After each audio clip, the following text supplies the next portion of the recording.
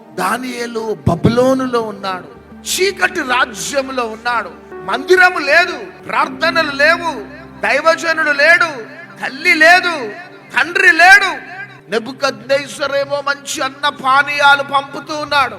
కానీ ఈ షడ్రక్, మేషక్, అబేద్నెగో, దానియేలు ఆ మురికి అంటనివ్వకుండా జాగ్రత్త పడ్డారు.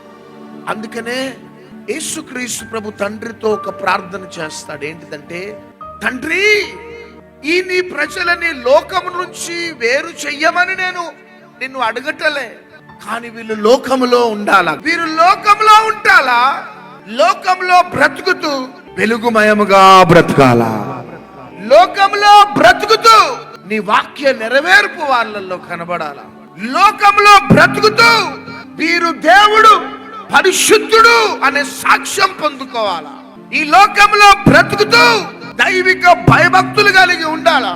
I'm not requesting you to separate from this filthy world, lord. They must be in this filthy world, corrupted world. వాళ్ళు లోకంలో ఉంటాలా, చెడిపోయిన లోకంలో ఉంటాలా, ఉంటూ వెలుగుమయముగా ఉండాలా. చూడండి, చాప సముద్రములో ఉన్న ఉప్పు అంటించుకోదది. అట్లనే నోవాహు చెడిపోయిన ప్రజల మధ్యలో బ్రతికిన, భయభక్తులు లేని ప్రజల మధ్యలో బ్రతికిన ఆత్మీయతను కాపాడుకున్నాడు. గట్టిగా చప్పట్లు కొట్టండి. నేను మీ అందరికి ఒకటే చెప్తున్నా, ఈ విధమైన ట్రాక్ లో నడిచేవారు ఈ లోకానికి నచ్చరు.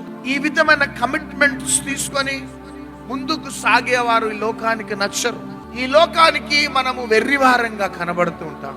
కానీ ఒకటి నేను చెప్తున్నా, మనుషులకి మనం నచ్చినా నచ్చకపోయినా మనం దేవునికి నచ్చాలా.